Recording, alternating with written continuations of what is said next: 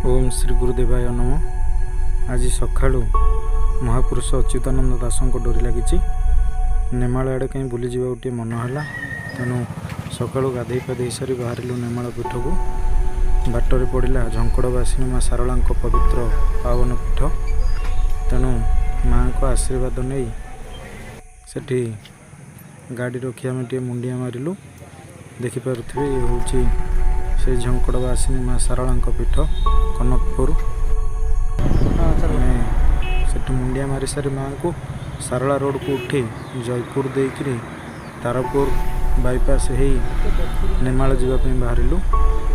यहाँ देखिपे आप तारपुर छक रु डाण पटू भांगी आम महानदी अभिमुखे जाऊँ।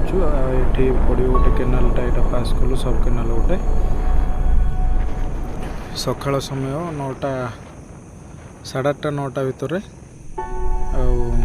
आटा देखिपे आप गोटे आसला महानदी आमर तारपुर क्रॉस कलापर महानदी नेमाल को एक्चुअली बाटटा मुझे भूली जाइली। तेणु पचारि जा 10-15 वर्ष पूर्वे जाइली बापा थिला बेले।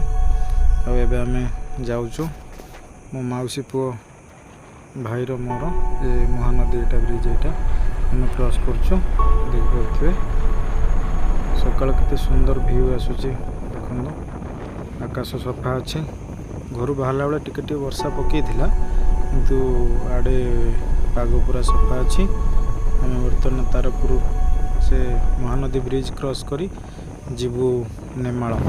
तेणु ये आम बाट भूली जाइलु पचारू उत्तर कूल गाँ देकर आम जाऊँ बर्तमान ये पोलटा बोधे ये पोल आम डाण पटू जा डाण पटू गले नेमाल आरंभ होगा।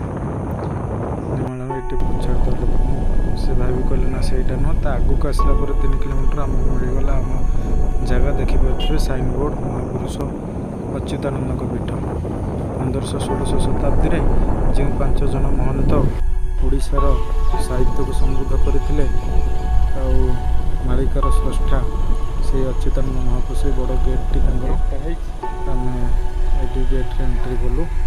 यहाँ देखिपे नेमाल पीठ आसीगला प्रभु प्रभु प्रभु गुरुदेवाय नमः। ये सही कल्प वृक्ष आप देखिपे आम जाऊ आसिक पहुँची गलु नेमाल पीठ आम एठी कल्प वृक्ष यहाँ नित्य राहस हुए। ये देखो ये पवित्र सुंदर पीठ नेमाल गादी अच्युतानंद महापुरुष अणाकार जंत्र जो कहती सेटा महाप्रभुंकर। ओम श्री गुरुदेवाय नमः।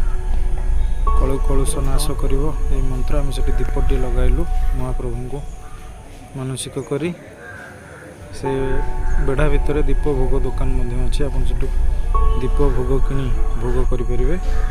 प्रभु प्रभु देखु दिव्य दर्शन 15 वर्ष पर आज प्रभुंकर डोरी लगिला।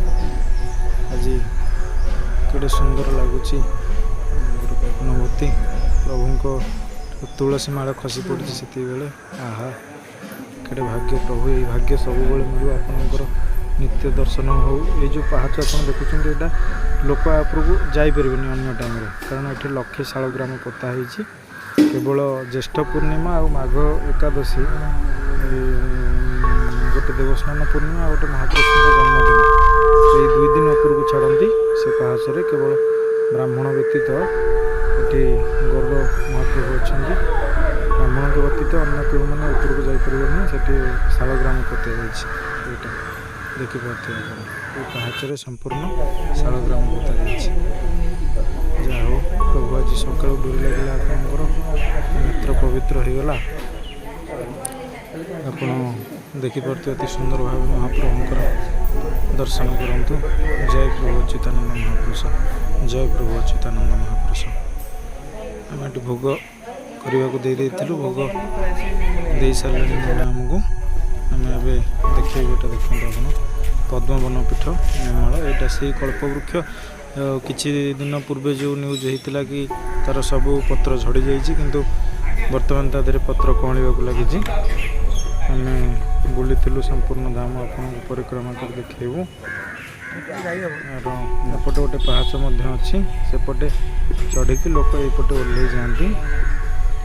ଆଉ ଏଇଟା ମଠର ରୋଷଶାଳା, ଏଠି ରୋଷେଇ ଚାଲିଛି। ଏଠି ଗୋଟେ କ'ଣ ରାହାସ ଲେଖାଯାଇଛି, ବ୍ୟାନର ହେଇକି ମରାଯାଇଛି। ପ୍ରଭୁ ଅଚ୍ୟୁତାନନ୍ଦ ମହାପୁରୁଷ ମାଳିକାର ସ୍ରଷ୍ଟା, ଯେଉଁ ମାଳ ହୋଇ ଗ୍ରନ୍ଥ ଲେଖାଯାଇଥିଲା, କଳିଯୁଗର ଭବିଷ୍ୟବାଣୀ କରିଥିଲେ 5000 ବର୍ଷ ପୂର୍ବରୁ। ସେହି ପରମ ପବିତ୍ର ପାବନ ପୀଠ ଅଚ୍ୟୁତାନନ୍ଦ ମହାପୁରୁଷ ପ୍ରଭୁ ଗୁରୁଦେବ। ମୁଁ ଦୀକ୍ଷିତ, ବାପା ଥିଲାବେଳେ ଆମେ ଦୀକ୍ଷା ନେଇଥିଲୁ ଗୁରୁଦେବଙ୍କର।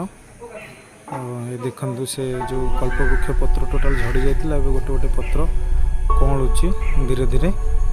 ତେଣୁ ସବୁ ସେଇ ପ୍ରଭୁଙ୍କ ଲୀଳା। ଏଠି ମଠର ଜଗନ୍ନାଥ, ରାଧାକୃଷ୍ଣ ମୂର୍ତ୍ତି, ଗୋପାଳ ମୂର୍ତ୍ତି ଏସବୁ ପୂଜା ପାଉଛନ୍ତି। ନନା ଆମକୁ ପାଦୁକ ଦେଲେ। ଏଇଟା ଗୋଟେ କ'ଣ ମନ୍ଦିର ଅଛି, ଲେଖାଯାଇଛି ଓମ୍ କ୍ଲିଂ କୃଷ୍ଣାୟ ଗୋବିନ୍ଦାୟ ଗୋପୀଜନ ବଲ୍ଲଭାୟ ନମ। ମୋ ସାନ ଭାଇ ଯାଉଛି, ଦେଖିବେ। ଏଠି ବି ଗୋଟେ, ଏପଟେ ବି ଗୋଟେ ପାହାଚ ଅଛି। ଏଠି ଏସବୁ ପର୍ବପର୍ବାଣି ମାନଙ୍କରେ ଖୋଲାଯାଏ। ଏଠି ମା ବୃନ୍ଦାବତୀ ଅଛନ୍ତି। ଜୟ ପ୍ରଭୁ ଅଚ୍ୟୁତାନନ୍ଦ ମହାପ୍ରଭୁ। ଯାହା ହଉ, ଆଜି ସକାଳୁ ମହାପ୍ରଭୁଙ୍କ ଦର୍ଶନ କରି ଜୀବନ ଧନ୍ୟ ହୋଇଗଲା। ଜୟ ପଞ୍ଚସଖା, ଜୟ ଗୁରୁଦେବ।